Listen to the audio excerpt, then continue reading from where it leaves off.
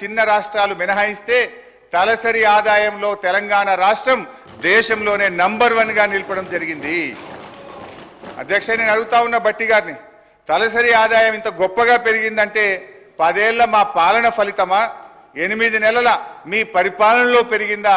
దయచేసి చెప్పాలని చెప్పి నేను కోరుతా ఉన్నా. ఒకసారి గుండె మీద చేసుకొని చెప్పండి, ఎవరి పరిపాలనలో ఈరోజు దేశంలో తలసరి ఆదాయంలో ఈ రాష్ట్రం మొదటి స్థానంలో నిలబడ్డది?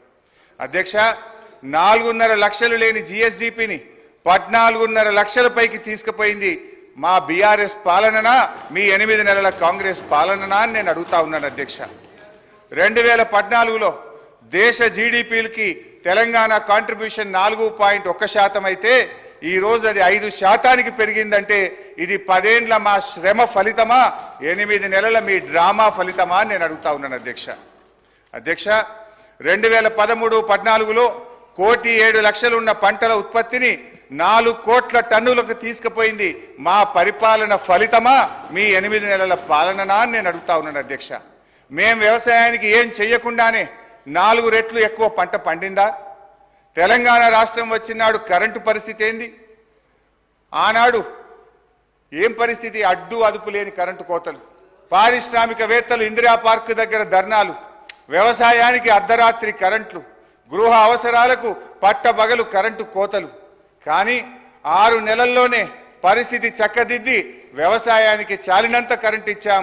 2 ఏళ్ల వ్యవధిలో అన్ని రంగాలకు నాణ్యమైన 24 గంటల కరెంట్ ఇచ్చిన ప్రభుత్వం మా ప్రభుత్వం కాదా? అధ్యక్ష, ఇవన్నీ చూస్తుంటే ఈ చెయ్యి పార్టీ వాళ్ళు కూడా చెవులలో పుష్పగుచ్చాలు పెడతారని బట్టి గారి ప్రసంగం వినడానికి అర్థమవుతా ఉంది. అధ్యక్ష, 5 దశాబ్దాల కాంగ్రెస్ పరిపాలనలో తెలంగాణ స్థాపిత విద్యుత్ సామర్థ్యం 7,778 మెగావాట్లు. పురోభివృద్ధి లేదని మీరు చెప్పిన ఒక్క దశాబ్దంలోనే తెలంగాణ స్థాపిత విద్యుత్ సామర్థ్యం 19,483 మెగావాట్లకు పెరిగింది. మీరు చేసిన దానికంటే 3 అంతలు చేశాం. ఈ మధ్య అదనంగా 1,400 మెగావాట్లు ఎన్టీపీసీ నుంచి కూడా వచ్చింది. మీ ఇందిరమ్మ రాజ్యంలో తలసరి విద్యుత్ వినియోగం ఎంతుందో తెలుసా? 1,196 యూనిట్లు. అనుకున్నంత అభివృద్ధి సాధించలేదని గౌరవ ఆర్థిక మంత్రి గారు చెప్పిన బీఆర్ఎస్ పాలనలో తలసరి విద్యుత్ వినియోగం 2,349 యూనిట్లకు పెరిగింది. అధ్యక్ష, ఇదంతా కాదు బట్టన్న, స్పీకర్ గారు ఇంత పెరిగింది అంత పెరిగిందని సరే లెక్కలు నేను చెప్తా, బుక్కులలో ఉంటుంది. కుల్లా మీరు ఒక్క 10 నిమిషాలు టీ బ్రేక్ ఇవ్వండి. నేను బట్టి గారు పోయి అసెంబ్లీ ముంగట గన్ పార్క్ మీద రోడ్డు మీద నిలబడతాం. రోడ్డు మీద పోయే 10 మందిని బీఆర్ఎస్ పాలనలో కరెంటు మంచిగుందా, కాంగ్రెస్ వచ్చిన 8 నెలల కరెంటు మంచిగుందా అని అడుగుదాం.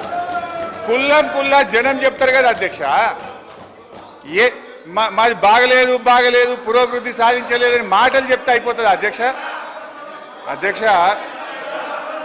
చివరికి ఈ కరెంటు గురించి అధ్యక్ష, గౌరవ మన సభానాయకులు ఇదే అసెంబ్లీలో అప్పుడు తెలుగుదేశం పార్టీ శాసనసభ్యుడిగా ఇటువైపు ఉండి ఆనాటి కాంగ్రెస్ ప్రభుత్వం మీద రేవంత్ రెడ్డి గారు అన్న మాటలు ఒక్కసారి నేను గుర్తు చేయదలుచుకున్నా.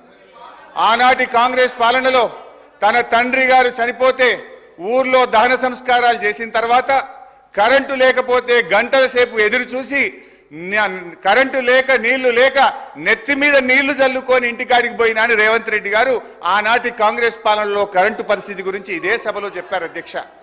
అధ్యక్ష, ఇవాళ పరిస్థితి ఏడికి వచ్చిందంటే చివరికి గౌరవ మంత్రులు ముఖ్యమంత్రి గారు ఎక్కడన్నా మీటింగులు పెట్టుకుంటే జనరల్ గా పోలీసు వాళ్ళు భద్రత కోసం వెళ్తారు. అధ్యక్ష, మీటింగ్లకు పోలీసు వాళ్ళు పోయి భద్రత కోసం వాళ్ళు నిలబడితే అధ్యక్ష, ఈ రోజు కరెంటోళ్ళు పోయి మాత్రం నిలబడుతున్నారు. అధ్యక్ష, పోలీసు వాళ్ళతో పాటు ఏడ మంత్రి గారి మీటింగ్ ఉన్నా ముఖ్యమంత్రి గారి మీటింగ్ ఉన్నా కరెంట్ వాళ్ళు జనరేటర్లు పట్టుకొని మాత్రం ఉంటున్నారు. అధ్యక్ష,